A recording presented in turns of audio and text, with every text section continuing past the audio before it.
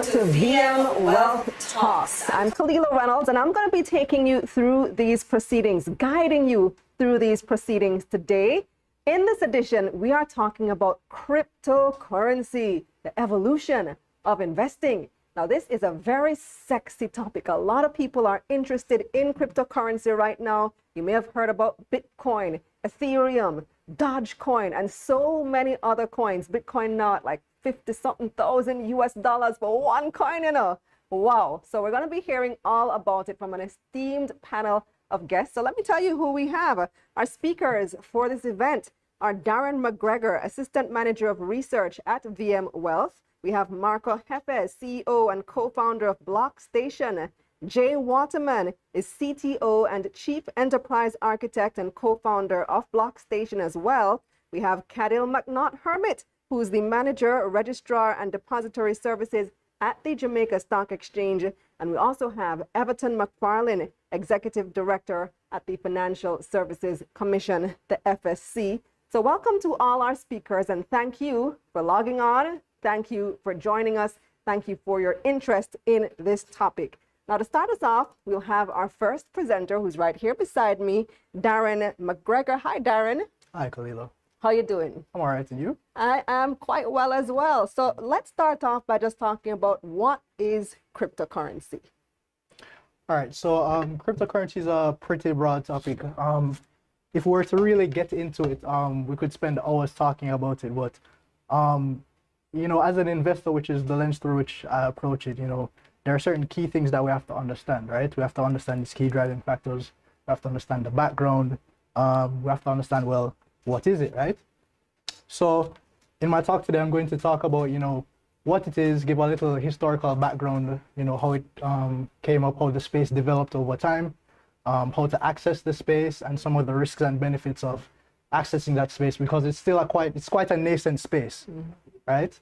So at the very least, you have to ensure that you know how to protect yourself and you know what you're getting into, right? Talk a little bit about, you know, the regulatory space, both locally and internationally. I know some of our speakers might be able to get into a bit more depth on that, so I'll just touch on it at a high level. Right? Okay. Yeah. So. All right, good stuff. So we'll be looking forward to all of that. So why is cryptocurrency an area to watch? All right, so cryptocurrency is an area to watch because it really can represent a very significant innovation in money that we haven't seen in maybe a century. Changes in money don't happen very often, and as we see, as it's developing now, it's developing quite rapidly. Bitcoin is just a little over 10 years old, but it's gone from a penny to 1 billion plus 1 trillion plus market in that time. So I mean, something that's, you know, appreciating that rapidly, you know, even if you're not going to get involved, it's a good idea to probably understand what's going on, why people are talking about this. All right. Yeah, so what's the difference between the different types of coins? Like, that kind of confuses people. Right. So I mean, most coins are kind of along the same path of things. You have proof of work coins, coins which are, you know, they're reliant on what's called mining, right? So it relies heavily on a lot of computational power to verify transactions and secure the network. You have, to a lesser degree, because it's a newer concept, proof of stake, which it relies more on a process of, you know, putting up collateral to verify transactions. But most of the currencies are proof of work type. They're similar to Bitcoin.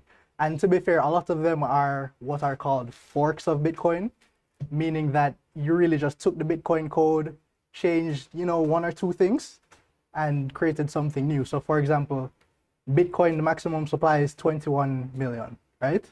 You could change it so that the maximum supply is 84 million, and it's no longer a Bitcoin. It's something entirely different, and now you have a new coin.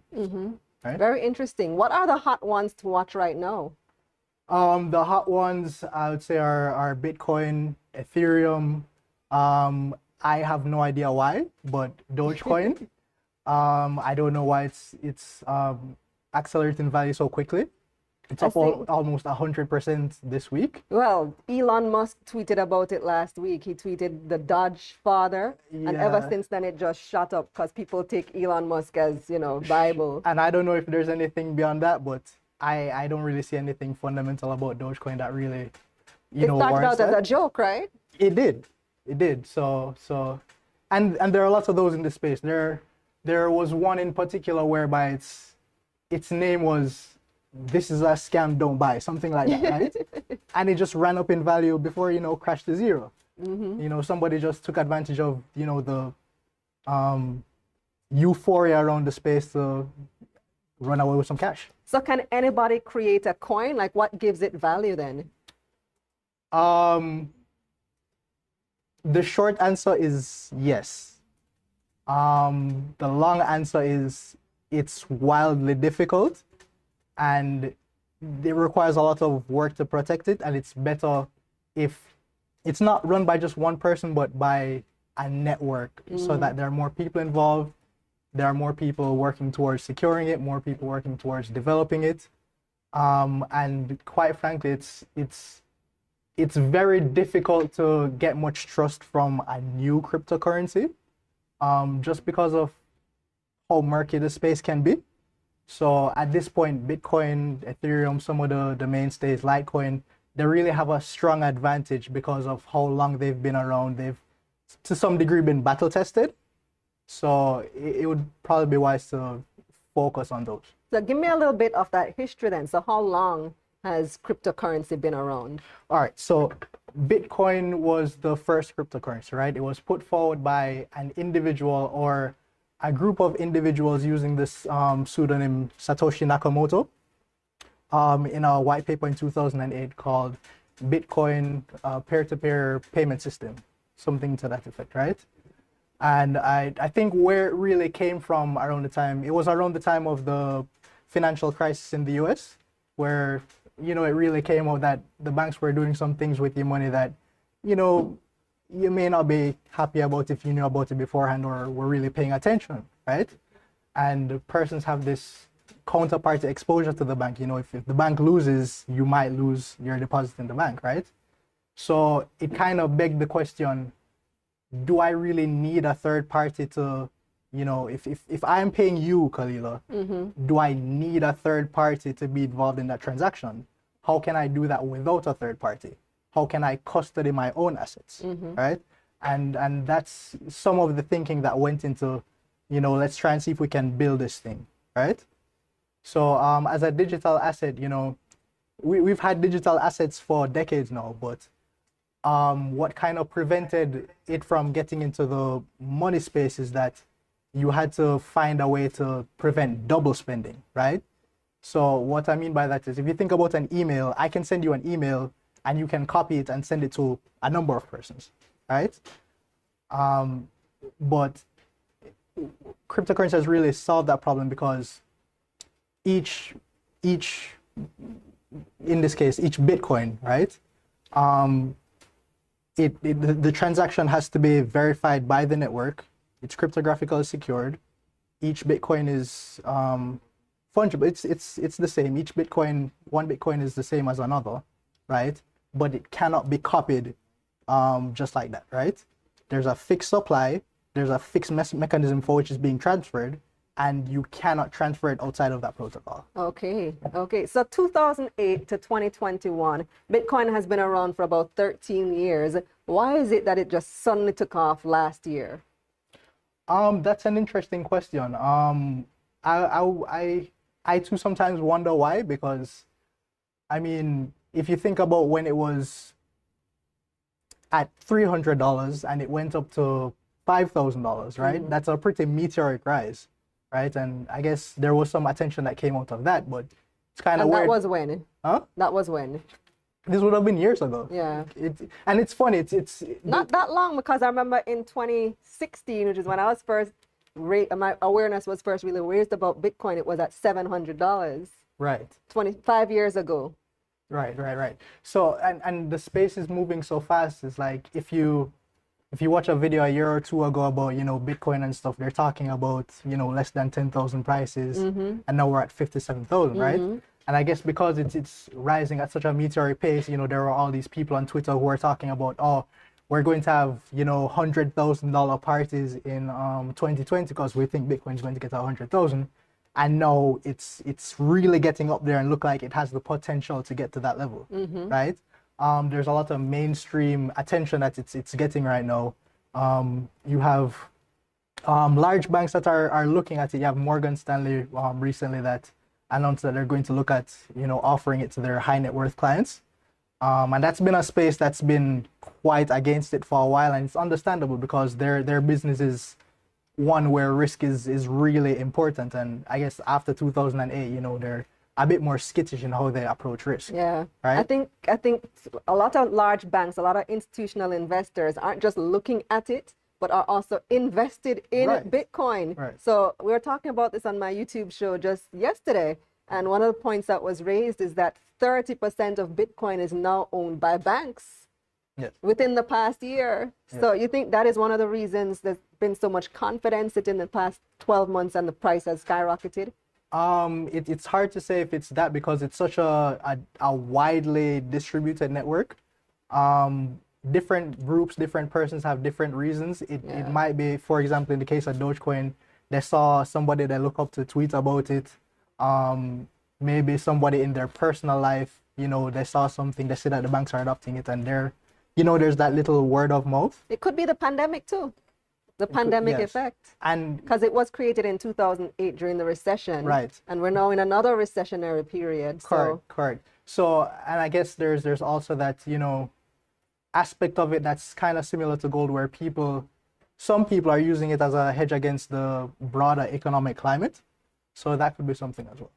Okay, well, thank you so much, Darren. Let's take a look at our next set of presenters. And let me introduce our next set of presenters. And they may be considered as seasoned in the field of cryptocurrency. They've done a great deal of work in building out infrastructure to facilitate this kind of trading, and they've made great inroads to supporting local agencies such as the Jamaica Stock Exchange in getting ready to facilitate cryptocurrency. I know a lot of people are waiting on just that very day. So let me tell you who we have next.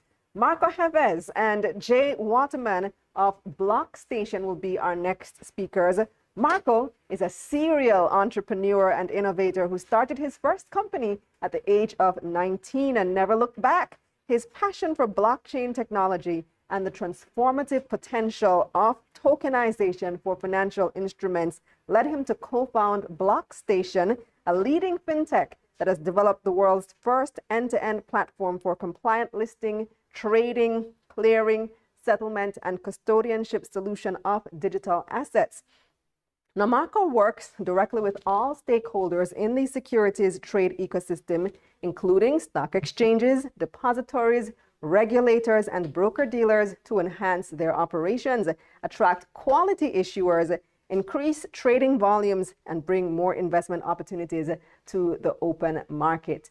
And then we have Jay. So Jay's mastery is engineering tactical technology to evolve organizations out of legacy systems and processes in order to adopt flexible turnkey solutions. Jay commands the development of technology to create an environment for organizations to compete at a high level. Under his leadership, Blockstation's development team has successfully deployed its technology and suite of products to the stock exchanges, depositories, financial institutions, and regulators. So let's introduce Marco and Jay. Let's start with you, Marco. Talk to us about your work in cryptocurrency. How is it changing the face of investing, and what does it mean for the investing public? Yes, absolutely. I mean, when you think about cryptocurrency, you really have to think about many other factors that come with it. What is it? Is there regulation around it? Yeah, as I was saying, when you think about cryptocurrency, there's many factors that come with it. You know, is it regulated? Is it not regulated? Where is it listed? What is it? How does it change investments? What is next to come? What is it going to evolve to be? And this is something that we actually thought about many times, Jay and I, when we got together and founded Blockstation, is where is the future going to be with the blockchain and cryptocurrencies? I would like to just bring in Jay to this conversation. Jay, can you just go ahead and just introduce yourself first? Hey, Jay Waterman, I'm the CTO and co-founder of Blockstation. So Jay, I just want to say one thing here. I mean, it was 10 years since we had a phone call. And that's when I called you and I said, hey, Jay, you got to look into this blockchain thing and look into this cryptocurrency thing. And at that time, you were not interested. This was, I think, in 2011. So why were you not interested in the blockchain and cryptocurrency at that time? So at that time, you had told me about Bitcoin. And I had some experience in the past before that with digital currencies. And this is from another business I was in the diamond industry. And what was happening is the merchant service providers for charging, processing credit cards were gouging us because they considered diamonds as high risk business. So we tried to use these digital currencies in order to, reduce some of the fees that we were exposed to. And what ended up happening with that specific digital currency is the company that ran it, their doors were kicked down by the FBI because apparently you're not supposed to create currencies. That's just like. And I remember that time that you said, I said, hey, you got to look at this cryptocurrency thing and the blockchain. This was in 2011. You said, no, thank you. I don't want to go to jail. And I said that, listen, don't worry, I'll come visit you if you do go to jail. But what I did at that time is I kept monitoring Bitcoin. Bitcoin in 2011 was, around like, let's say the $5 to $10. And the market cap was around $1 billion.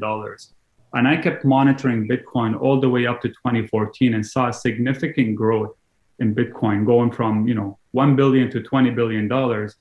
And then, that's when I called you again, because I know your background in software architecture, mastering ERP systems, etc. And I really wanted you to be by my side in terms of how we're going to dive into the blockchain and how we can take advantage of this new technology and really evolve it to be something great for the future. And when I called you in 2014 and you changed your mind about the blockchain, I think you took a deeper dive. So why is it that at that time you changed your mind in 2014 about the blockchain? So at that time, it was because as you said, I dove in a little bit deeper and I actually understood how the blockchain works. And when I understood how the blockchain worked, I understood that this is huge efficiencies which are going to transpire across so many different markets that is not going to be able to be stopped. So there's nobody going to be kicking down any doors per se. And the way that the blockchain works, if you could just imagine everybody who's watching this right now, let's say maybe about 200,000 people, all of you guys have a ledger, okay? And are keeping track of every single transaction that happens. So just imagine it's the bank, okay? And we all have a bank account at a specific bank. And Marco goes ahead and he does a deposit. I go ahead and I do a withdrawal. Everybody's gonna record every single transaction that happens in sequence. And since we all are recording the transactions, every time something happens on that blockchain, we call it, we're gonna go back and we're gonna confirm every single step that happened before to make sure that we're all on the same page. And if somebody, says, hey, you know what, Bob did this transaction, but the other 190,000 people are saying, no, that Bob didn't do that transaction. Basically, that person's ledger is going to be ignored, and that person, in fact, is going to be penalized. And this is how the blockchain makes sure that the system is immutable, makes sure that the ledger is transparent, secure, and essentially, this is why every single central bank today, every stock exchange is trying to figure out how can they implement the blockchain in their business. That's right. And if you're looking at, let's talk a little bit about Bitcoin here, because Bitcoin, I call it the king of cryptocurrencies because it's the first digital asset that demonstrated how the blockchain can be utilized in terms of how you can transmit value from one party to another, how efficient it is, how fast it is, uncorruptible it is. And, when you think about all these different type of businesses that are involved in record-keeping mechanism, right? And not just using it for Bitcoin, but using it for real estate, using it for tokenizing other aspects of ownership to other different types. It could be art, could be music. Really, it's endless limits, right? So to what you can do with the blockchain. So let's take a little bit push forward to ICOs. Let's talk a little bit about ICOs. If we're looking at 2017, we have the ICO boom, right? Everyone was looking about ICOs, talking about ICOs. There was like in 2017, I think 5.6 billion yeah, my numbers are correct. 5.6 billion raised with ICOs in 2017. In 2018, around $7 billion raised via ICOs. What was it so special about ICOs that allowed these companies to raise capital so efficiently and so fast? All right. So first of all, ICO stands for Initial Coin Offering. And this became very popular back in 2016-17, where people were taking the blockchain protocol and utilizing that technology to create their own coin. It's kind of like, I'm going to call it similar to creating a share of your company, right? And then the way they were raising capital is they were issuing these coins or these shares in return for Bitcoin. And the reason why it was so powerful is because they had a whole global market. So people from across the globe could efficiently and quickly participate in that, that capital raise very easily. So from whether they're in France or Africa or Jamaica or Canada, they could send $50 and participate in your offering, and it might cost them 50 cents. I'm gonna take that in contrast. For example, if I go to the bank, my personal bank, and I want to send a wire to the US, it's gonna cost me $100. So it cost me $100 to send $100. That immediately doesn't make sense. Yeah, so I'm out of it. So basically, the efficiencies that the blockchain brings, and the ability to transfer that cryptocurrency or that Bitcoin, is what really drove and supported these ICOs. So we can say that what ICOs really demonstrated is the power that the blockchain brings to these companies and how fast and efficient they can raise capital. This is something that was definitely extracted in that moment, but there was a problem. And let's talk about the pain points of these ICOs. First of all, they were not regulated, correct? Yeah, I mean, they were not regulated. It was the Wild West, right? Of course, regulation normally catches up over time, right? But what happened was, unfortunately, is a lot of these were scams, unfortunately. So these companies would do these ICOs, they would take everybody's money, and the people who bought these coins or bought into these ICOs were not really entitled to anything, right?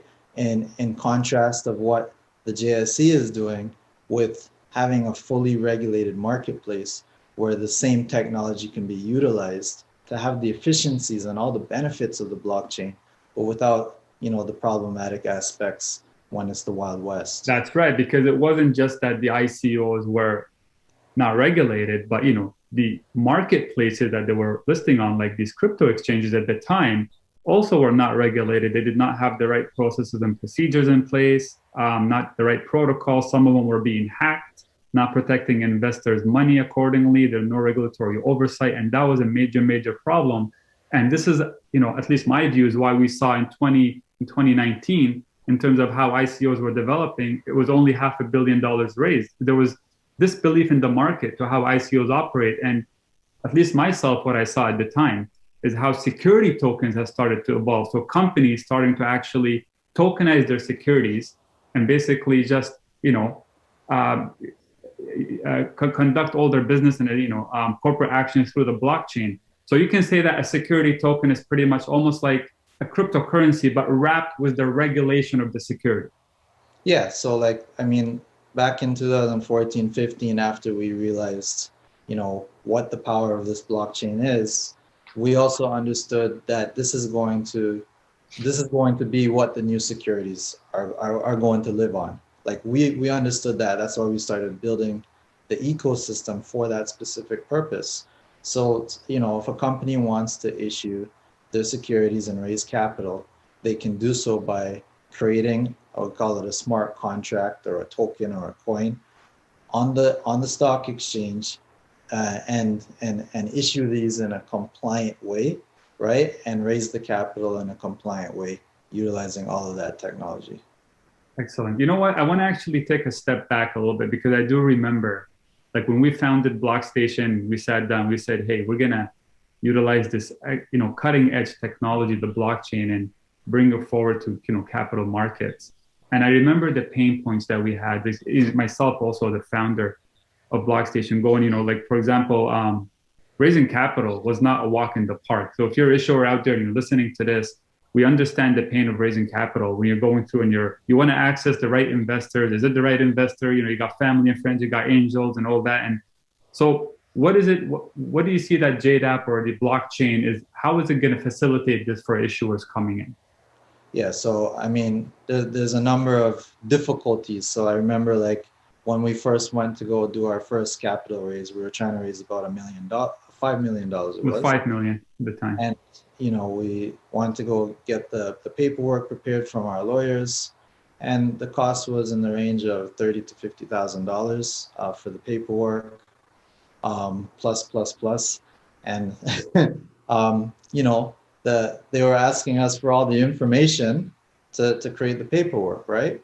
So one of the things that we did on the platform, we call it the SLAP, Smart Listing Accelerator Platform, and basically we have all the predefined clauses like ready for the issuers to utilize to create the disclosure, and it's dynamic. So when the issuer goes and fills out their application about their company, how many shares are issued and outstanding, and all the different information about their company and the capital they're raising, how it's going to be used, all this information dynamically is created into their disclosure, into their prospectus. And I don't know if you recall, like one time we were doing our disclosure documentation, it was taking some time. We did a small raise in between, right? And we had to change everything in the disclosure documents at the time. Yeah, it was with a big headache. I remember, I wasn't sure if I thought, the lawyers were gaming us a little bit, because it was like, hey, we just changed this one number's changed, and it's like, oh, that's another 40 hours of work because we got to change all of this. So on our platform, the entire thing would automatically change by just changing that one field. So this is one of the things that really would help the issuers. That's right. Some of the other pain points, like for example, when we're raising capital, is you're trying to identify the broker that is the right broker for you, the broker which we call your champion, that's going to believe in the vision. And there's no way of actually really getting to know which broker that is going to really believe in that vision right off the bat. Like I remember actually going and visiting numerous brokers. I go to one broker and they say, well, we don't invest in tech companies. And the other broker would say, well, we invest in tech companies, but you're pre-revenue. Oh, we invest in, tech companies, but you have to be making over $1 million, even if you're making revenue. So how is this platform that's utilizing the blockchain or these electronic processes, how would it actually help these issuers go through that process? So, for the broker and for the issuers, not just for the issuers, right? Because the brokers require that too. They want to also focus on the right issuers that within their guidelines. Yeah, I mean, I think you got to think of it like a matchmaking, right? You got to have the brokers have their investors, and those investors sometimes have a specific profile of what they're looking to invest in, right? And then you've got the issuer, the company that's trying to raise the capital. They have a specific profile. They're at a specific point in time. So they have to be matched appropriately. So what's powerful about the platform is that when the company goes and enters all their information, and they have that disclosure ready, their lawyers have gone through it, or started going through it, they can do what we call initiate the offering, right? And when they initiate it, it opens it up so that the brokers can see.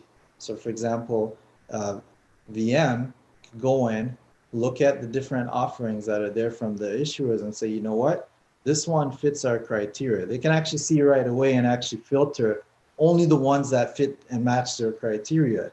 So once they got that, now they can go in and start building a relationship with that company to help them along the process of doing a digital or tokenized IPO. That sounds great. And then we have, I'm just going to bring up one more pain point that I really had here, because I remember also managing the investors, and I still do, right? Assist, the company managing the investors and the shareholders and the cap table. So we're talking about record keeping here. So this is like where really it goes hand in hand with the blockchain, right? Record keeping is where it's at, really, immutability. So how does the platform help issuers with that process, at least removing that administrative burden, like letting them focus on the business and actually managing the cap ledger? Right. So, I mean, a lot of companies will manage their share ledger on an Excel spreadsheet. And, sometimes that spreadsheet might, get adjusted in the wrong way, or maybe they've issued some shares and they forgot to update the sheet. A lot of different things happen, and as a result, sometimes the record keeping is not perfect, and this is not ideal. So what's powerful about the blockchain is when you issue those shares or those securities to somebody, you do it on the blockchain. And so a transaction will be broadcasted to the blockchain, which is transparent to everyone. It's transparent to the broker, it's transparent to the stock exchange, the depository, the investors. Everybody knows what that real-time market cap is. I remember I was talking to one of the stock exchanges here in Canada, and they said that I would be surprised at the amount of times that, you know, a company, for example, in Canada, has issued some shares without notifying the stock exchange, right? And so the market cap is not reflected accurately sometimes, you know, in real time in that kind of a circumstance, right? So what will happen on the blockchain is once those shares are issued, it's in real time, right? So it's again, just the efficiency and the accuracy, as well as nobody can accidentally change it. You know, everything is very tight. Excellent. So, I mean, I think we're running out of time here, but I want to bring up one more topic here and talk about what's next. We talk about the ICO, or actually we're talking about the pain points that a lot of issuers would encounter when they're raising capital, and how the blockchain can really facilitate capital raises, how it can facilitate, how the platform, the Blockstation platform, can allow the issuers to identify the right brokers for them when they're raising capital, as well as how the blockchain can really facilitate how they can manage their share ledger and so on.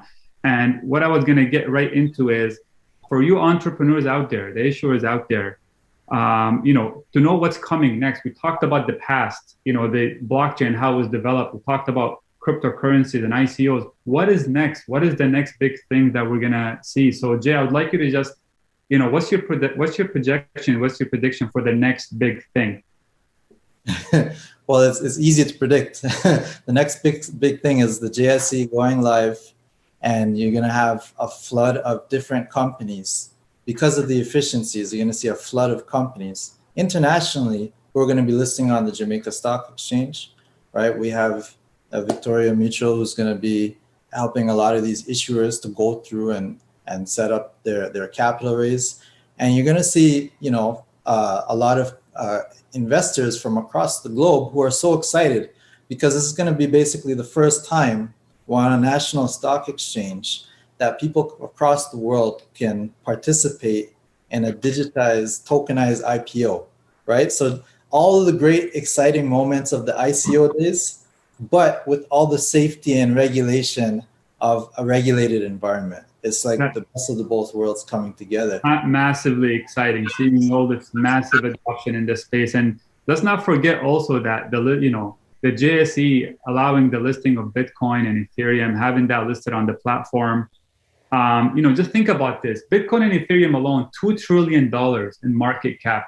I think surpassing that right now. These investors that are holding Bitcoin and Ethereum, or they're trading it, they're looking for attractive, new investments. Right? They're looking for all these different exciting investments, whether it's on the JSE or another stock exchange. So the ability for the JSE to go first here and launch this product, allowing these companies to do a tokenized IPO, and at the same time, having Bitcoin and Ethereum listed on the JSE is going to drive in, at least my prediction, in my view, drive in a lot of liquidity and really facilitate the capital raises for these issuers. For sure, definitely.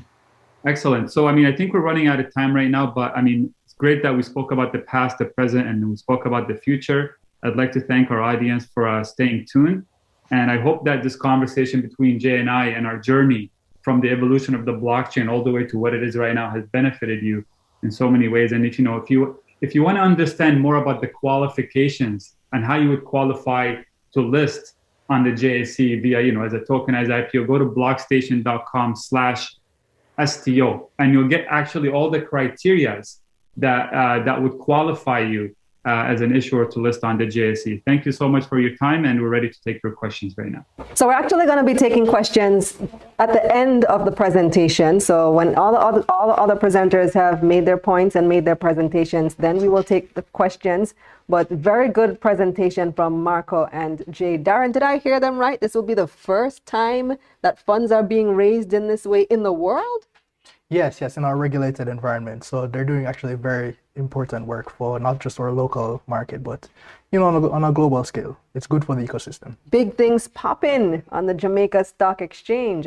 Well, somebody who knows a little bit about that is our next presenter, and that person is joining us from the Jamaica Stock Exchange, which is the forerunner in our local market and actively working towards facilitating trading in cryptocurrency. This innovation has placed Jamaica ahead much of the Caribbean, and now I'm hearing ahead much of the world as well. So we're eager to hear about the work being done by the FSC, the regulator, the Financial Services Commission.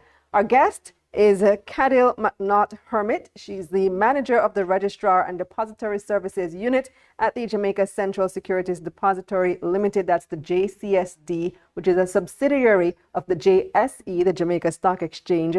Her responsibilities include providing registrar, transfer, and capital distribution services to her issuer clients, which also includes paying dividends to shareholders.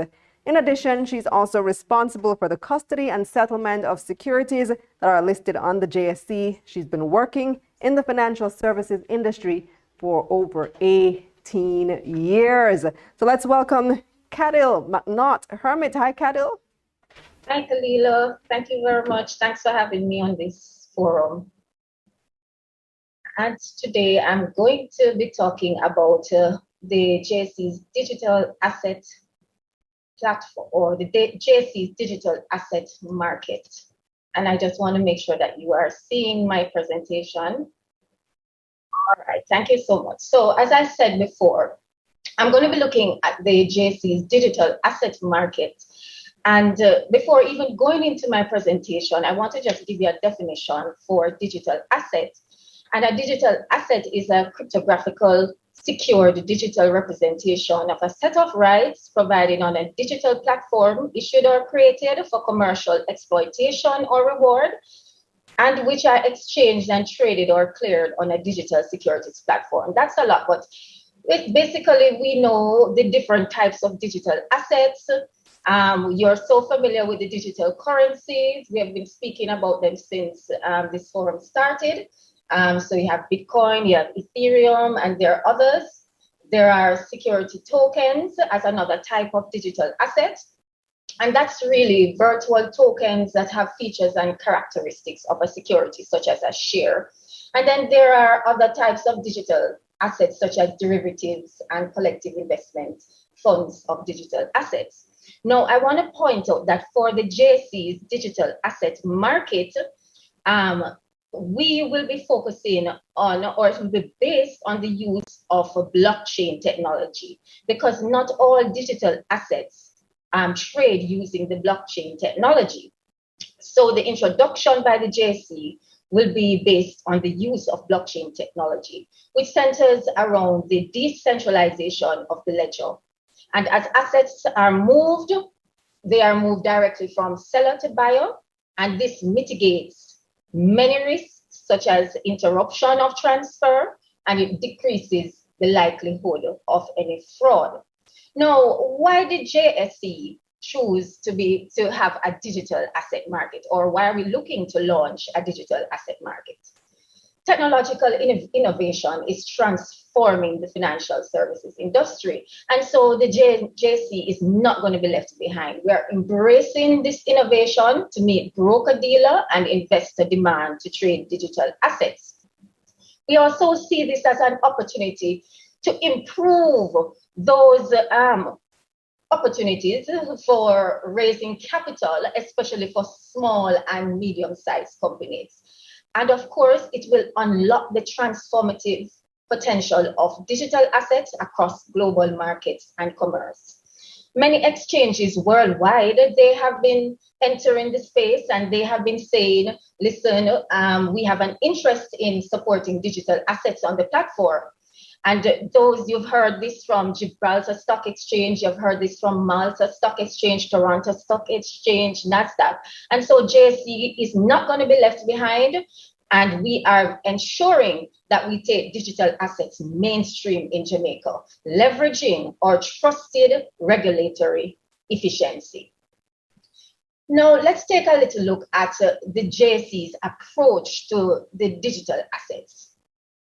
What we are providing is a turnkey solution that utilizes the blockchain to enhance trade life cycle and methods of operations while maintaining high regulatory and compliance standards for which we are known. The solution that we're offering, and Jay and Marcus spoke to it earlier, is really a comprehensive solution. It will have a regulator, it will allow for regulatory oversight for a safe, efficient, and transparent marketplace. There will be features to list, features to trade and settle digital assets, as well as providing business continuity. And of course, in keeping with security, there will be audit trails, which provides tracking mechanism for all transactions. We partnered with Blockstation, and we have been in partnership with them since 2017 in creating this market, because we want to provide an end-to-end compliant platform. And I will speak a little bit more about this later in my presentation. And we definitely intend to launch this product in 2021. Now, there are a number of things that we had to do to get the market ready.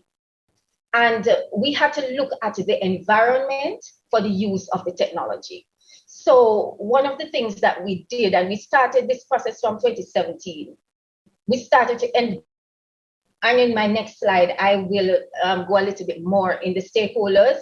But what we did, we created a steering committee, and the steering committee included brokers, regulators, and other stakeholders.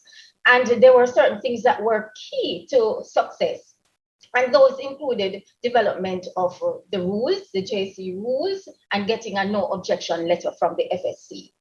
Our rules will really mimic the current JSE rules, because we are trading assets. So we have mimicked the JSE trading rules, and we have made decisions as it relates to settlement time frame. So one of the things that we'll be doing in our regular markets, we have a T+2 settlement cycle, but on the digital asset market, we'll be having a T+1 settlement cycle.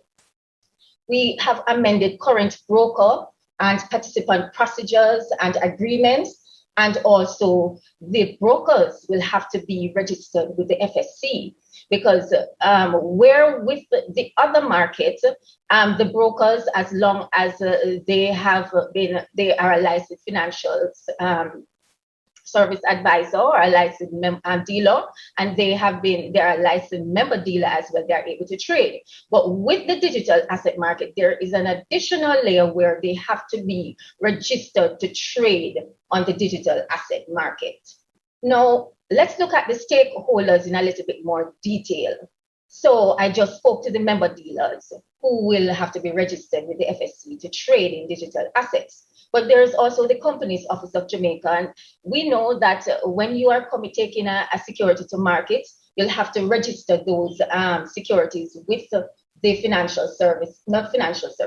Companies Office of Jamaica. So that will still be a requirement. It says securities and assets. So for all assets, you will have to register with the Companies Office of Jamaica. And then there's the Financial Services Commission. And the Financial Services Commission, again, you'll have to register the securities and get the necessary approvals. We have to have a settlement bank to facilitate the settlement of fiat. There will be issuers, of course, who will be issuing the securities. They will be raising capital, and Marco and Jay spoke to that in their presentations with the offering of digital assets. And of course, most importantly, we have the investors who will be investing in the digital asset market. And we have Blockstation. Now let's look a little bit on Blockstation. Why did we choose Blockstation? Of course, Blockstation is one of the few fintech companies that offers an end-to-end compliant platform which mimics the traditional trade cycle ecosystem. At the same time, they utilize the power of the blockchain. And remember, earlier in my presentation, I said that was very important for us. So they utilize the power of the blockchain to enhance operations while improving transparency, all within a regulatory framework. And that was key to us because, you know, we are key about transparency. We are key about just ensuring efficiency. And so that was very important to us. Now, Blockstation's digital asset platform supports the full role of all stakeholders, including the exchange, the depository, the brokers, the regulators, the issuers, and the investors. If we had chosen any other provider, then we would have needed to integrate many solutions so that we would be able to provide this kind of a product. And that would cause a continuity risk. If we were to have to integrate with, you know, all these different solutions, it could cause a number of risks. So there could be continuity risk. Of course, there's uncertainty of the responsible party when issues occur.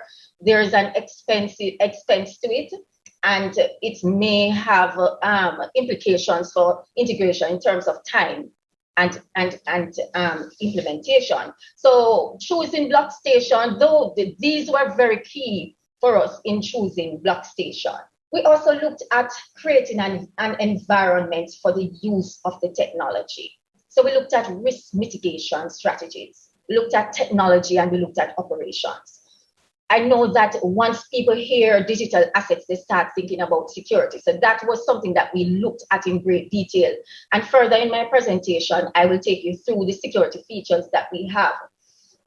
Another key risk mitigation strategy was AML and KYC. We had to ensure that the same amount of visibility that the regulators have or regulator watchdogs have now, they will still have over the digital asset market platform and the market in general.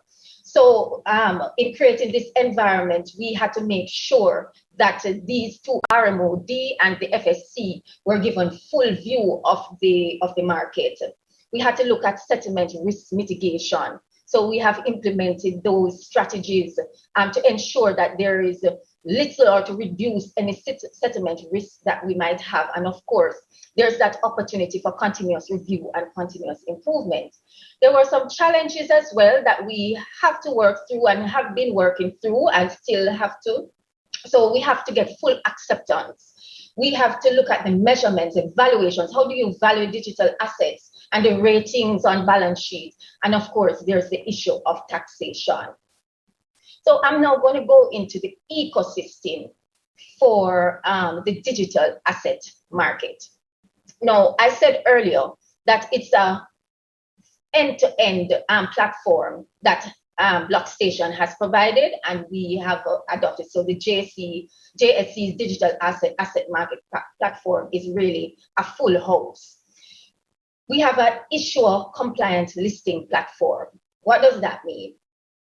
It enables our issuers or prospective issuers to input their data and tokenize their security. So they can do that from the platform. It allows for a simple click-through prospectus filing. And after that process is complete, then submission to the JSE and the FSC for their approvals. There's a stock exchange admin portal.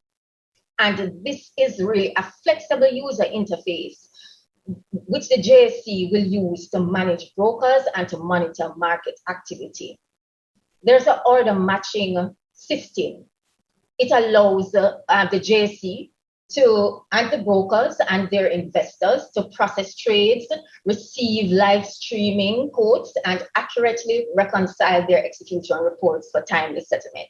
So these are the same things that we have in our traditional market. And I keep saying that what we try to do is to ensure that pretty much the same features that you have in the regular market, in the regular stock market, is the same kind of thing that you'll be seeing in the digital asset market, but more enhanced using the blockchain. So there's also a custodian admin portal, and that's used by the depository. And that is really an end-to-end solution for the secure clearing and settlement of digital assets. There's a broker admin portal. The broker portal enables the FSC registered member dealers, and I keep stressing that, the ability to manage their traders as well as the process of raising capital. There's a trader portal, and of course the brokers will be using that trader portal to manage their investors and their activities. There's an investor portal, and I know the investors will be very happy for this, because the investor is provided with this portal to trade digital assets. And also not only to trade digital assets, but also the whole process of registering for an account with their broker. There's an integrated KYC solution. The platform enables the broker to conduct customer due diligence on their investors, as well as AML background checks. And I'm going to do a slide on that shortly. So let's look at a diagram of the ecosystem. What you'll see the investors who are buying and selling, and you see the broker dealer. So that doesn't change. The investor will still go through the broker dealer. You see the stock exchange in the middle, and there's the market maker. And you see the JCSD there. So the trading takes place on the platform. The stock exchange has oversight of it. The market maker is there ensuring liquidity. And the JCSD depository is there for settlement and signing of the raw transactions. And clearing and settlement includes, it's a little bit more engaging than what we are used to, but all of this is for the security, and this is really just how the blockchain works. But it makes it so much more secure. The signing of the raw transactions by tri-party signatories, and the broadcast on the blockchain. I've been saying security, security, security. So let's talk a little bit more and delve into what are the security features that this digital asset platform will have. We have a comprehensive risk management principle and protocol that is embedded in the platform that will mitigate risk of theft, loss, cybersecurity, and collusion.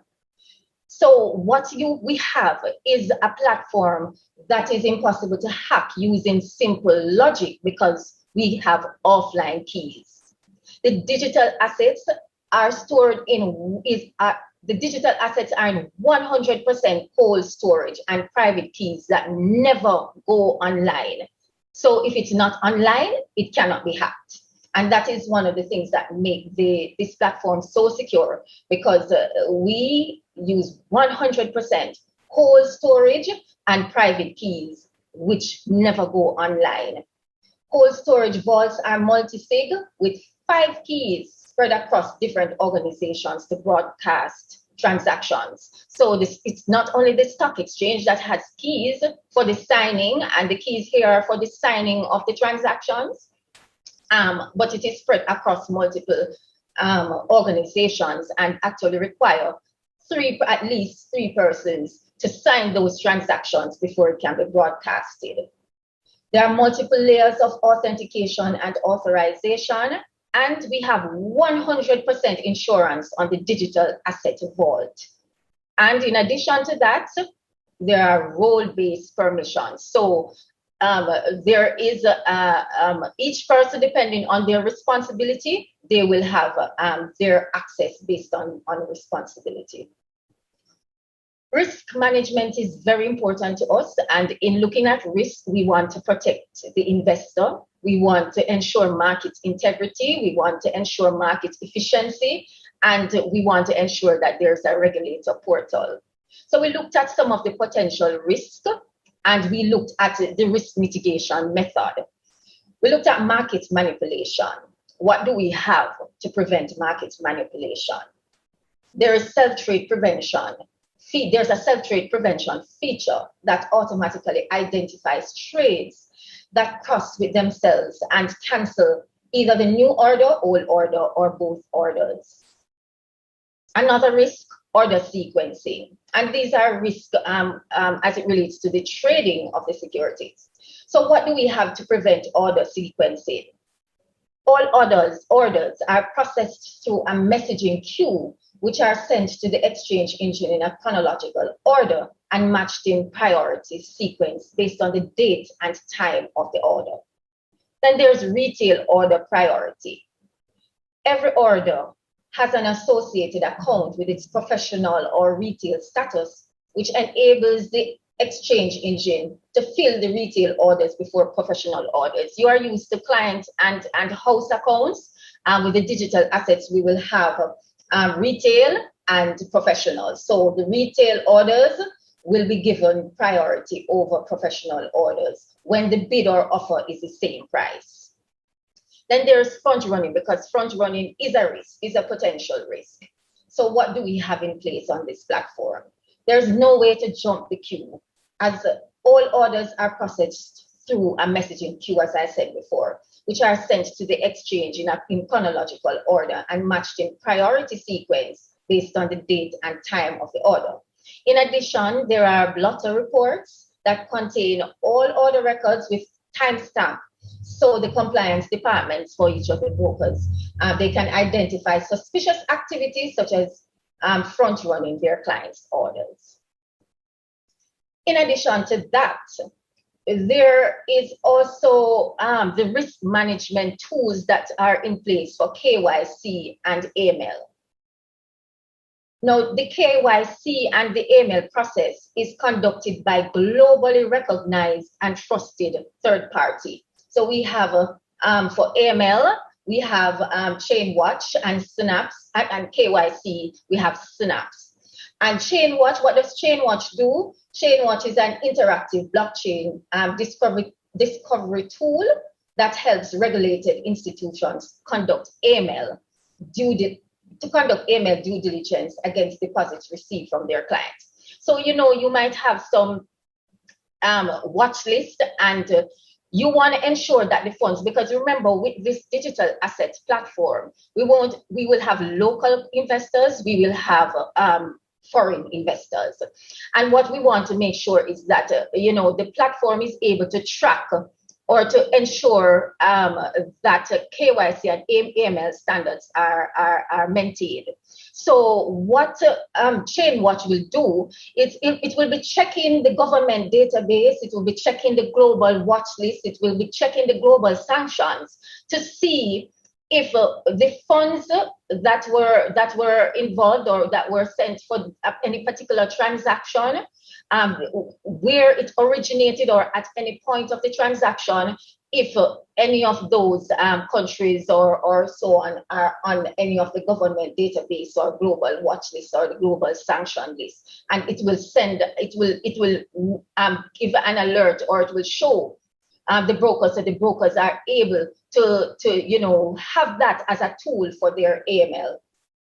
The Synapse assists in the KYC, so the investors are able to, as I said earlier, go onto the platform and they are able to register for their account. They are submitting their IDs and other documents. And what will happen is that identity verification will be done using Synapse, document authenticity, facial recognition, and all of those. So the technology is really there to assist with the KYC and the AML process.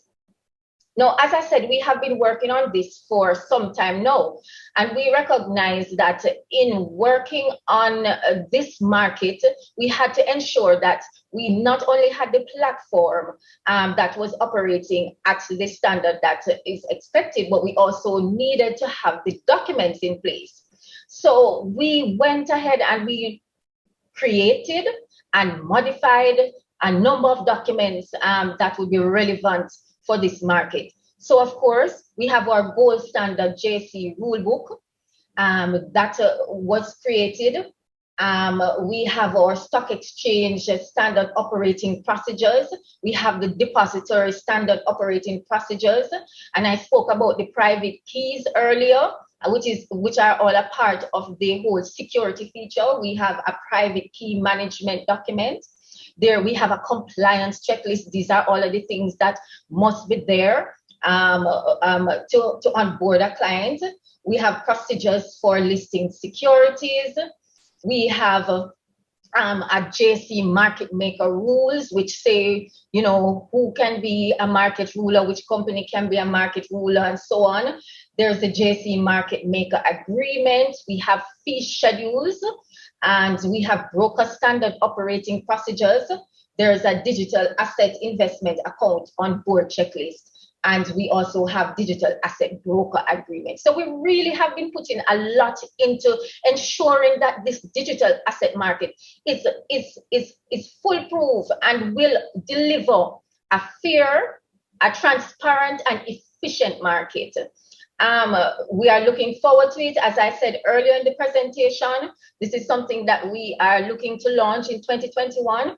So we are really working with our stakeholders and just ensuring that the digital asset market is at the standard. And really, we are just excited about launching this product. So that's it for me for now. Kalilo, just taking you through a look at our digital asset market. Thank you so much, Kadil. This is such exciting stuff. I mean, I don't know if everybody fully grasps the depth of what is about to happen here in Jamaica in 2021, because people are so excited about the cryptocurrency space, about digital assets, and it's just been so difficult to make that type of investment. You run into problems trying to fund your coin wallet, the banks blocking the transactions, and so this is going to revolutionize this entire space. So I'm looking forward to that launch whenever that is. Well, somebody who can now tell us a bit more about this is Mr. Everton McFarlane. So he was appointed Executive Director effective August 2, 2017. They're at the Financial Services Commission, the FSC. He leads the executive management team in executing the FSC's mandate to deliver a balanced, consistent, and effective regulatory program that will inspire confidence in Jamaica's financial system. So, Mr. McFarlane, thank you so much for joining us. Well, our involvement, I wouldn't say began, but certainly was intensified as part of the process by which the Jamaica Stock Exchange came to develop its digital asset trading platform. From early on in the game, the stock exchange engaged us as a partner in the process. We have had numerous interactions on this particular issue. We have had training sessions with Jamaica Stock Exchange. We have had meetings with Blockstation as the major service provider for the architecture. Taking us through the features of the platform, and in fact, sitting down and talking to us about what were the regulatory touch points that needed to be addressed as far as the architecture was concerned, and ensuring that those features were built in. As the platform, as the ecosystem was being built out, also the development of the stock exchange rules was something that the FSC was involved in. By virtue of our function as the regulator of the stock exchange, we are obligated to review the stock exchange rules and to offer our non-objection. And during that iterative process, I think we were able to establish a framework that combined, that allowed for the benefits of digital asset trading in terms of efficiency and security to come to fore, whilst at the same point in time satisfying certain regulatory concerns we had as it related to satisfying certain AML considerations in terms of knowing your client and being able to ensure that the brokers understood an obligation that they had to properly assessing suitability of investing in cryptocurrencies, in virtual assets. as a means for investors, but not necessarily for all investors. And the process by which those obligations were going to be met was something that we had also discussed. So we have tried to support the market development in a prudent way. We have published an advisory with some regulatory requirements that essentially speaks to requirements that brokers and other participants should be adhering to if the FSC is to give its non-objection to the registration of a security to be traded as a digital asset on the JSE platform. As well, too, we have to be satisfied that the requirements of the JSE rules are being adhered to. The rules are binding on participants as long as they remain participants, and so that's an important compliant tool for us. Looking ahead, so far we have taken a kind of incremental approach where we are focusing on giving mainly on trading across a recognized exchange that has satisfied certain features as it relates to compliance, risk management, security, AML, compliance, and so on. However, virtual assets are not only, the universe of how these can be traded. We recognize has to be broader, and so we are in the process of thinking about a broader set of regulations that will guide this. And certainly over the next several months, we are hopefully we can be engaging the public, engaging our stakeholders more directly in the consultation around these regulations. And I guess for now, that's all I have to say. Some of these matters are addressed in the presentation that I have.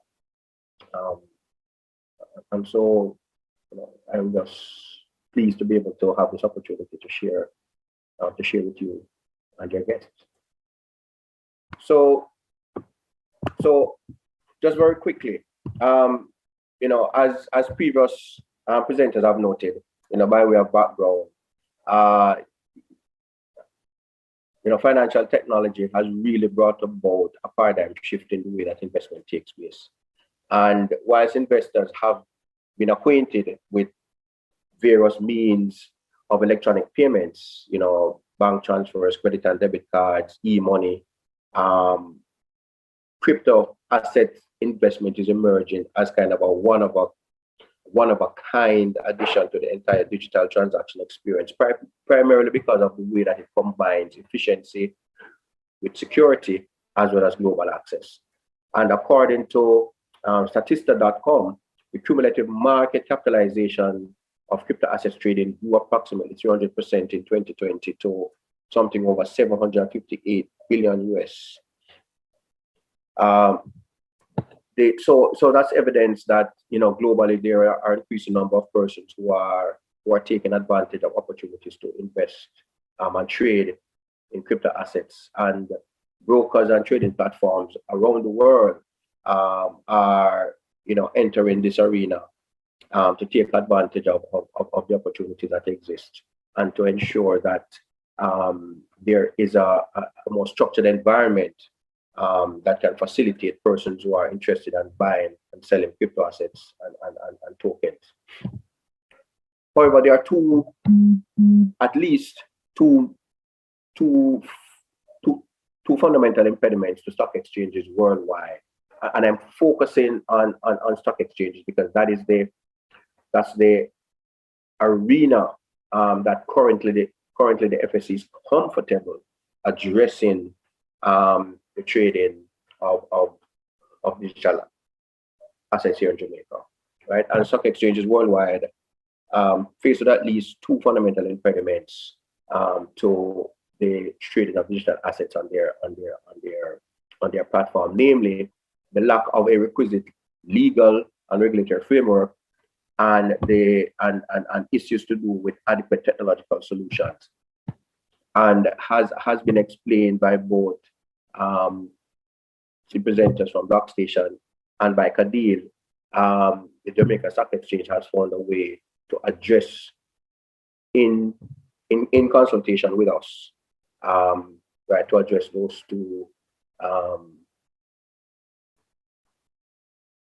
issues.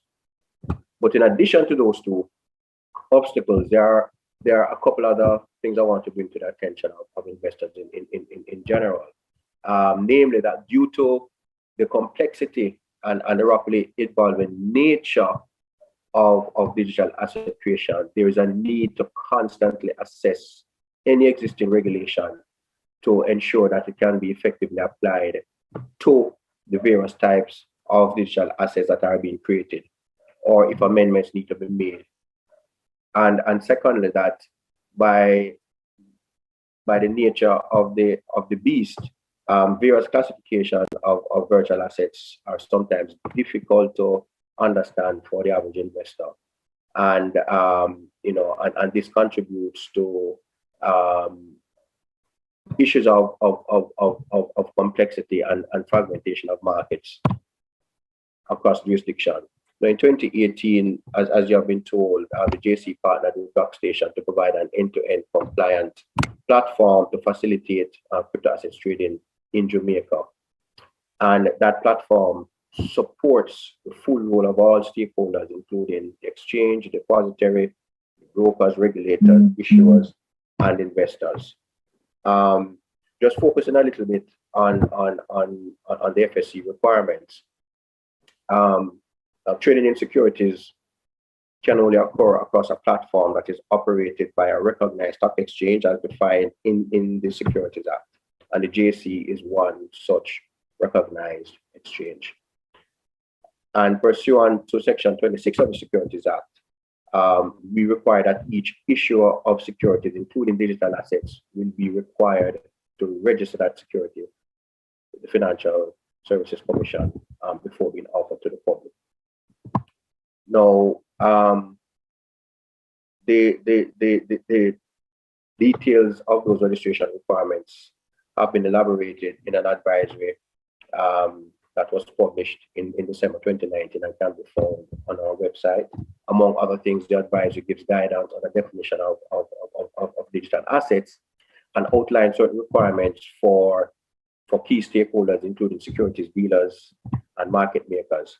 With regards to securities dealers, and I'm moving fairly quickly because I want to allow for as much time as possible for questions. With regards to securities dealers, dealers who intend to offer digital assets or digital currencies on behalf of their clients are required to receive approval from the FSC prior to engaging in this activity. And in order to do so, they have to submit a particular registration form that's outlined as part of the advisory. And most importantly, they have to prepare an information circular that provides information on the particular currency, coin, or asset that it intends to register with the FSC. And the advisory gives certain features of the asset that needs to be explained to investors as part of that circular, so that investors can understand the origin of the asset, as well as how the asset's integrity is intended to be maintained. As part of our mandate to protect investors and to keep and to ensure that market integrity is maintained, in order for us to give our approval to securities dealers with regards to the issuance of a digital asset, there are certain things that we require that dealer to provide, including risk management and compliance policies that address specifically digital asset and currency trading. How is the dealer going to ensure that it has processes and systems in place to deal with risk management and ensure compliance? Most importantly, the dealer must demonstrate enhanced AML and CFT procedures and controls. And there must be policies in place that indicate how periodic surveillance and reporting of trading activities are to take place. and dealers must maintain a segregated account to hold client funds who participate in digital asset trading. Importantly, at this point in time, securities dealers are not allowed to hold proprietary positions in any form of digital currency, but we hold digital assets approved by the FSC, and that particular allowance pays respect to the fact that in order for the trading of digital assets to have a dynamic market, there needs to be ready buyers and sellers on both sides of the market, and we believe that brokers can play a role in that respect. Dealers are required to assess their clients' eligibility for trading in digital assets. This is just an extension of a standard obligation on the part of dealers to assess suitability of investment opportunities for their clients. Right? It's no different from from assessing suitability for investment in other kinds of securities. But based on the nature of digital assets, the newness, the volatility of those markets, I think there's a particularly strong obligation on the part of dealers to ensure that their clients have the capacity and the understanding to take the risks involved in investing in digital assets. And they must secure a declaration signed by each investor indicating that he or she fully understands the risks. Essentially, what we're looking to start off in terms of the investor base is kind of a broadened concept of a sophisticated investor. We already have a definition of accredited investor that has become quite established in our local jurisdiction. And in addition to that category, we have also taken on board the fact that there are investors out there who are professional traders who may not be an accredited investor, or they may be investors who have particular training and experience, by virtue of their own history of trading in digital assets. And for us at the FSC, certainly in the initial stages, in the embryonic stages of digital asset trading, that's the kind of universe of investors that I believe should be encouraged or given the opportunities to invest in digital assets. Digital assets investment is not for everyone, and there is a responsibility on the part of each individual investor to very carefully consider their capacity and their appetite for taking on the risks involved here. We also make provision in our advisory for oversight of what are called market makers. So market makers are service providers who are contracted to provide liquidity, very important, to provide liquidity to the market and to establish quotes for bid-ask prices for exchange listed assets, including virtual assets. And by doing so, they reveal prices that they are willing to buy or sell at, and this facilitates price discovery and liquid trading so that investors in digital assets can be assured that, if they want to sell at a particular point in time, that sale can occur without a significant impact on the price at which it is being sold. And similarly, if they want to buy, they are not faced with significant volatility in prices simply by virtue of their own transaction, because there's sufficient liquidity in the market and there's a market maker standing by on both sides of that transaction. Market makers are required to register with the FSC by submitting the following: an executed Jamaica Stock Exchange market maker application and the required documents that are to make that process valid: a copy of the executed Jamaica Stock Exchange market maker agreement and confirmation approval by the Jamaica Stock Exchange. We also require market makers to have letters of good standing from a home regulator if the home regulator is not the FSC. And of course, the FSC will conduct fit and proper assessments of owners, directors, and senior officers of the market makers in line with general regulatory responsibilities. And of course, security dealers are required to submit various reports to the FSC in terms of us understanding what has happened during the onboarding process, as well as certain aspects of the trading activities, not of individual clients, but of the portfolio. Finally, I just want to point out that that the framework that we have established by virtue of the 2019 advice is not the be-all and end-all. We may and we intend to issue and publish additional legislative changes which shall be binding on digital asset service providers. And these changes will have additional requirements or may have additional requirements and conditions, and may further clarify requirements for any segment of the market.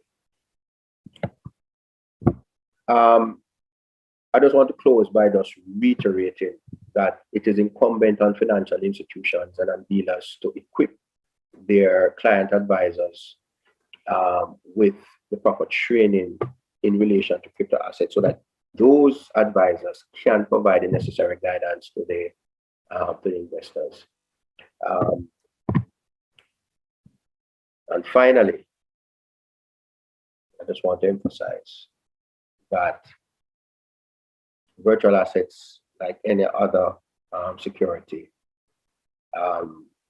confidence, I should say, in virtual assets, like any other securities, underpinned, amongst other things, by regulatory clarity and the robustness of the systems that are in place to govern the trading of that security that ensures safety and security. And I believe that the work that has been done by the Jamaica Stock Exchange over the last 3 years, in consultation and discussion with a wide range of stakeholders, the dealer community, with service providers such as Blockstation, and with the regulator such as the FSC, has achieved a combination of safety and security. And as a result, there is no investment, there is no investment or a system that is ever, 100% safe from operational risks. But certainly, I believe the ecosystem in place by the JSE is as strong as any other around the world. It's world class. And with that, I just want to say thank you, and I look forward to your questions. Everton, so I know that we've given you a whole lot of information here today, and I know that you are ready to ask your questions. So let me just set the stage for that. Let me lay out sort of the ground rules for how you can ask your questions. And our team, of course, is ready to answer those questions. Just place them in the chat and indicate if you have a particular presenter that you would like to answer that question. Now, if we cannot cover your question in this session, we will note and respond via email or via our social channels. So what you should do is ensure that your contact is available to us. So you can send via DM, or you can also email, and the team will respond.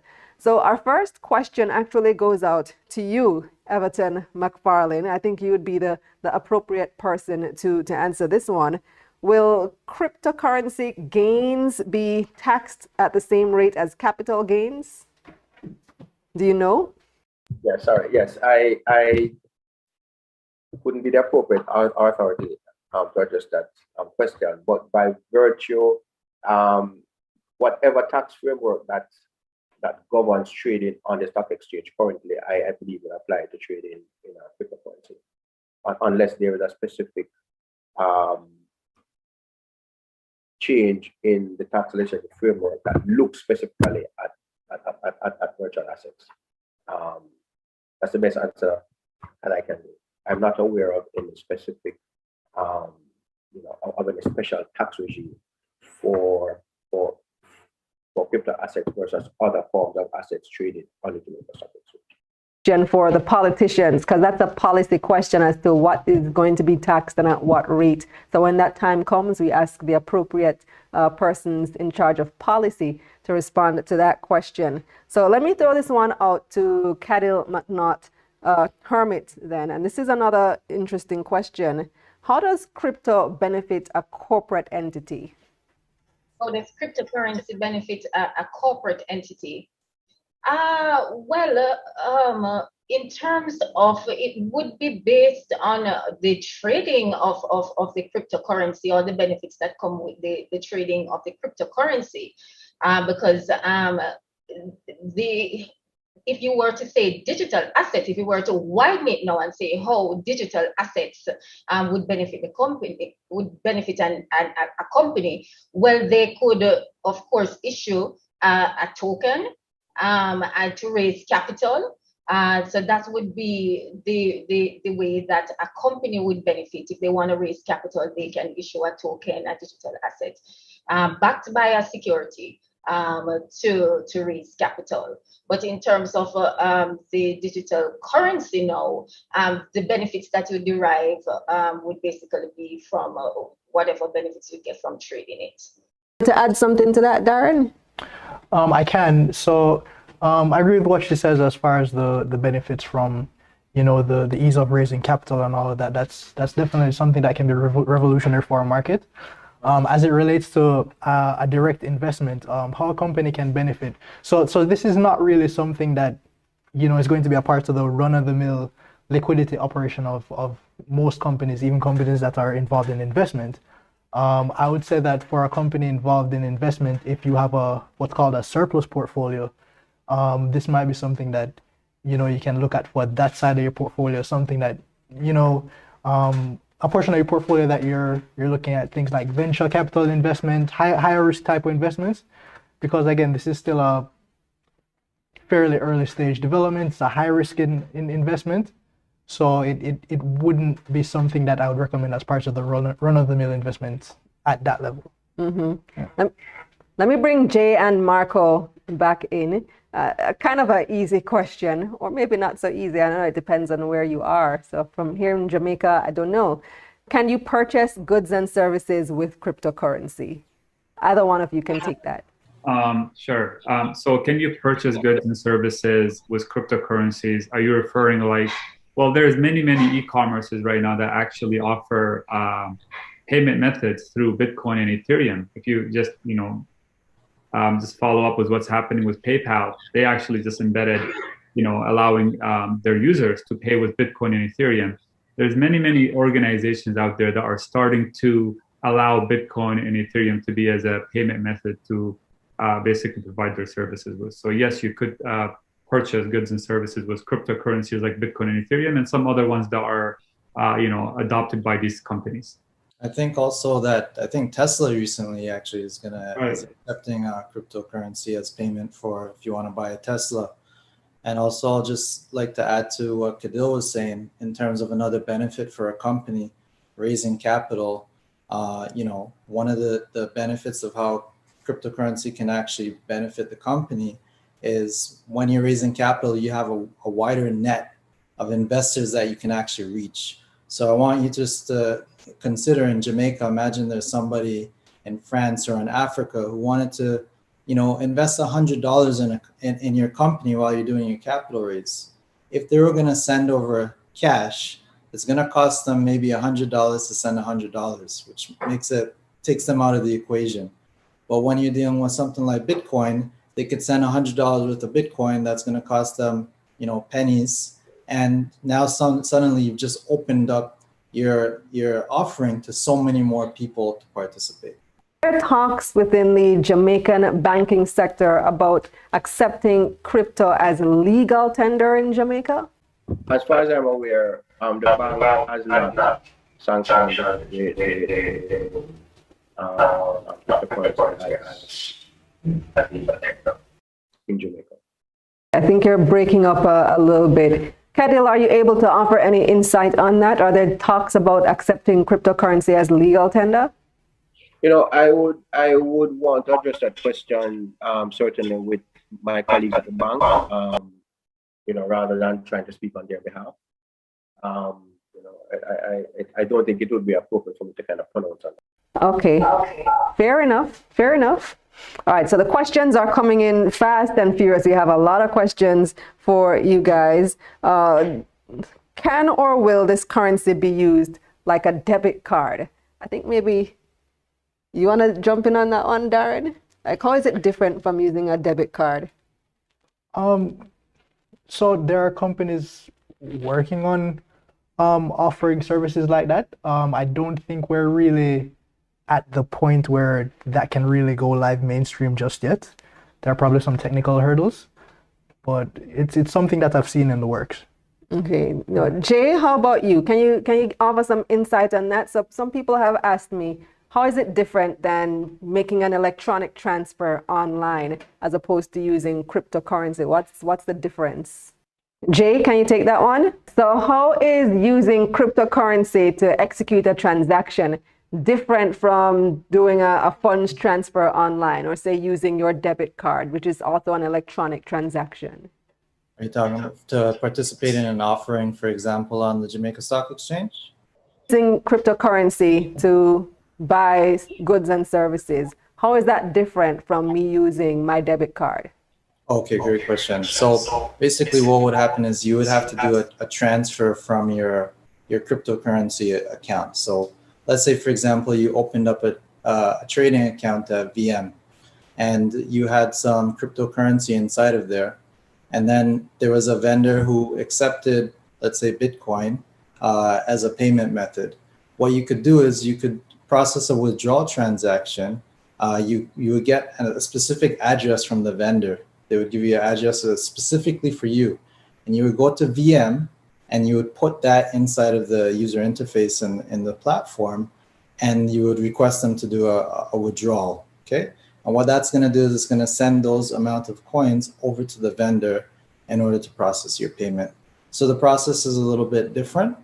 There's also people that have wallets on their phones or manage their own wallets. Well, most people don't like to kind of manage the private keys, and they would rather utilize the traditional financial institutions to manage these type of digital assets. Yeah, I think a major difference would be the time lag between the two. Whereas with a debit or credit card transaction, the transaction itself can happen instantly. With a transaction over, for example, Bitcoin, it would take a couple of minutes due to the on-chain settlement. However, the transaction would settle fully in 10 minutes, whereby on the back end with the credit card, it may settle at end of day or overnight or what have you. There are layer 2 solutions being worked on for Bitcoin and other cryptocurrencies, which are aimed at speeding up some of that transaction time, so that you can actually have, for want of a better term, instantaneous transactions that settle back to the chain. Mm-hmm. Kadil, back to the regulatory environment. Are there existing regulations here in Jamaica that will or would support the use of cryptocurrency, or are there legislations or regulations that actually prohibit that or inhibit that? Well, embedded in the digital asset market rules that we have, we do have the facility, or it enables the trading of cryptocurrency, in particular Bitcoin and Ethereum. But any broker, and it will have to be a broker who would be taking the cryptocurrency to market, they would have to, give a little detail on the currency. They would have to provide a fact sheet, an analysis, and they would submit that to the JSE and the FSC for approval. So all the rules that we have drafted or that we have we're working on does include actually listing currencies on the market. So Marco and Jay, you guys are doing a lot of work with agencies here in Jamaica and helping to develop this system that's going to be launched soon. Can you tell us, are there any plans to deploy blockchain-based point-of-sale solutions like Pundix here? And that's for Marco or Jay? Go ahead, Jay. Yeah, a great question. So, I mean, we do have a partner company that has like a business solution for accounting and business management as well as managing payments. So that is something that we feel would be beneficial to companies in the future. But that would be a little bit down the line. Mm-hmm. There's always ways to advance technology. That's what I would say. Where Blockstation is very agile, moving, so we understand what's coming for us in the future in terms of, what is required to, evolve these type of technologies like blockchain, and how can we start, like as you mentioned, embedding these payment methods and the operations to vendors and so on, and that's always coming forward. We're very agile moving, but we see that coming in the next, I would say, like maybe perhaps like projected, 2 years. This is my thought. Interesting. Well, we look out for that. So here's another very good question that we got online. And this is a very common question as well. What is the risk exposure to using cryptocurrency to both banks and to end users? I don't know who wants to take that one. Well, the risk exposure, I would say we've seen a lot of, a lot of headlines in the past with regards to different cryptocurrency exchanges being hacked. And Cadil had explained earlier in her presentation that what they have is a cold storage multi-sig vault, which makes it impossible to hack. And this is really important because they don't want to be exposed to that type of a hacking risk. So this is one thing that, in terms of the financial institutions that are considering holding on to these assets on behalf of their customers, this is something very important, that they have to have the right protocols in place in order to manage the private keys, so that there's no losses in that manner. And Darren, this question is for you. This is one specific to VM Wealth. So 1 Bitcoin today is worth almost 9 million Jamaican dollars. It's a lot of money, right? But just 1 Bitcoin is like almost 60,000 US dollars. So how will VM Wealth facilitate like minimum wage earners, for example, or low earners to invest in high value currency like this? Well, sure. Well, you say one is roughly $9 million. It's about 57 or so thousand US dollars. At the same time, when you look at the divisibility of Bitcoin, it's actually up to 8 decimal places. So I mean, when you look at the dollar, the lowest you can go is a cent. With Bitcoin, it's 0.00000. So it can really be divided quite broadly downwards. So you don't have to think that, oh my gosh, I can't afford one Bitcoin. You don't have to buy one. You don't have to buy a fraction of one. You can buy a very small fraction. Fees might make, certain smaller purchases prohibitive. I think as the space develops and it becomes more widely accepted, what can come about are certain pooled funds whereby, the fund can facilitate the purchase of the crypto directly, and persons can invest in a unit form, and it's small and divisible, maybe down to $1 Jamaican, whereby somebody who doesn't have much to invest can interact with the space. That's how it could be done. Yeah. Are there any banks that you can use like today, right now, to purchase crypto in Jamaica? No. So that is why this is revolutionary, what's coming. Yeah, it's still very new. Yeah, in the next few months. Yeah. Okay, here's another one for the guys joining us from, well, I assume they're abroad, Marco and Jay. Is Paxful a safe site for the purchasing of Bitcoins? Paxful, you guys familiar with it? Yeah, I'm familiar with Pax. So there's many crypto exchanges out there that are allowing investors to come in and trade cryptocurrencies. If you're asking if the question is Pax so safe, I mean, the right answer, if I want to give that, it's one of the safer ones, right? I wouldn't say it's completely regulated in terms of securities, but it's one of the safer ones. That would be my answer to that. Now, can I use VMBS to buy cryptocurrency via Coinbase? Via Coinbase? That's the question. I mean, what you need to do is facilitate a transfer of funds to Coinbase. So as long as you can get the funds to Coinbase, you can use Coinbase. Yeah, so Right, can you so- get the funds if you have a VMBS account? Are you able to make that transfer to Coinbase? Sure, I mean, once a wire transfer can be facilitated, sure. Yeah, It's because that I simple. know that some banks have been blocking the transactions when you try to take funds from your local account and deposit it into a wallet, a Bitcoin or cryptocurrency wallet. They block it. I'm not going to say year on year because I don't know if we have that type of restriction, but Yeah. I don't know if that being explicitly Policy prohibited. here. Yeah. Okay. All right. Kadil, this one might be for you. Will the JSC only trade BTC, Bitcoin, and Ethereum? Okay, all right. So I had actually alluded to the answer to that question earlier when I said that any cryptocurrency that a broker sees that they would want to trade on the digital asset market, what they would have to do is they would have to be the broker, the sponsor, the broker sponsor who actually brings it to the stock exchange by doing an analysis of the currency, the history, the fact sheets on the currency, and they would submit that for approval to the JSC and the FSC. So it's not to say only Ethereum, only Bitcoin.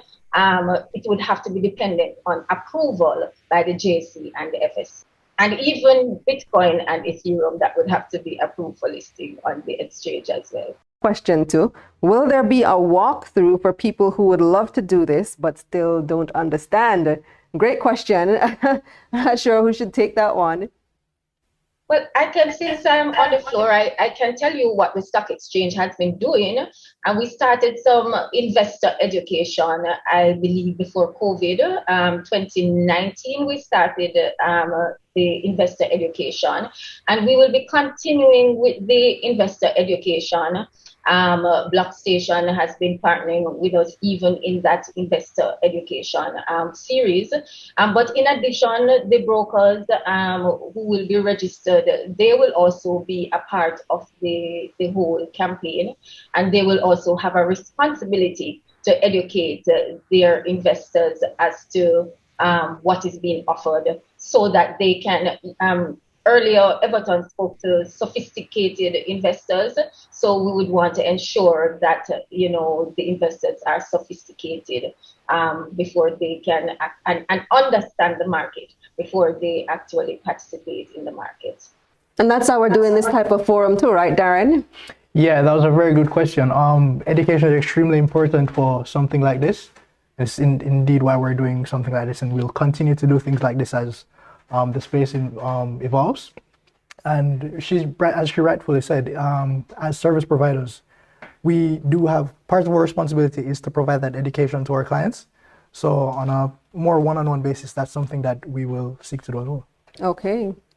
I don't remember who alluded to this. It might have been Kadil. Somebody's asking, do you mind saying who this accredited dealer is in Jamaica? All right. So what I was referring to is the fact that any dealer who is going to be trading digital assets will have to be registered. That is a process that there isn't a registered dealer as yet, but I know that there are dealers who are engaging in the process so that at the time we are ready for the launch of the market, we will have registered dealers, member dealers. Crypto asset, could you confirm if I am the ultimate custodian asset, meaning it goes in my independent wallet? Jay, can you take that one? Yeah, definitely. So when you buy any kind of digital assets on the JSC, you're doing so through your broker dealer. So for example, you would open up an account with VM Wealth, and you would, for example, deposit your cash there. And then you would have your cash available on the marketplace to buy any of the digital currencies. The broker and the depository have basically custody of the digital assets, which are registered in the ultimate beneficiary's name, which is the investor. So the investor doesn't have to deal in any of the private keys or anything like that. You can rest assured that the JCSD, depository, and VM Wealth, who are the key holders, have very rigid, secure protocols in place, which allows them to also make sure that your digital assets are 100% insured, right? So we know exactly where the digital assets are. They are with the custodian. Another question to address to nobody in particular, but perhaps Darren, I guess, as with VM being the first that's going to be offering this type of service, will we plant any crypto ATM in Jamaica soon? ATM? Not to my knowledge. I mean, I guess it depends on how the space develops. They're available in other countries, so it's a wait and see at this point. Okay, so another one for you, Darren. So how do I go about buying Bitcoin through VMBS? It's not available yet, right? But when it does become available, how do I do it? So I guess there are some final points that are still yet to be worked out. But once you're signed up as a client and you have the requisite approvals, the platform will be accessible in a form that will probably be quite user-friendly. So once that access is there, and you can always lean on your advisor to ask To guide you. Yeah, to guide you to do some hand holding, because I mean it's a new thing, so yeah. But yeah, it will be pretty straightforward at that point. Boy, this question looks like this is for an economist, but let's see if anybody who's with us can take it. Kadil, I'll throw it out to you. I don't know if you can answer it. Here's the question. What is the projected impact of this digital currency to Jamaica's inflation rate? Well, I really would want Darren maybe to assist me there, since that's his line. Yeah, so that's a great question, but there's not really a one-to-one relationship. It really depends on the long-term flow of funds between here and overseas, and how it works in that way. I don't think there will be a direct impact from crypto itself in that way. I think there will be positives and negatives that have to be weighed. So for example, with this platform, companies will be able to raise money from a global standpoint. That might be a net benefit to the currency. Additionally, persons will be able to purchase cryptocurrency. Some of these purchases will be to overseas entities on a net basis. So, there will be some in and out on that basis. So it's very difficult to say how on a net basis it will impact the country.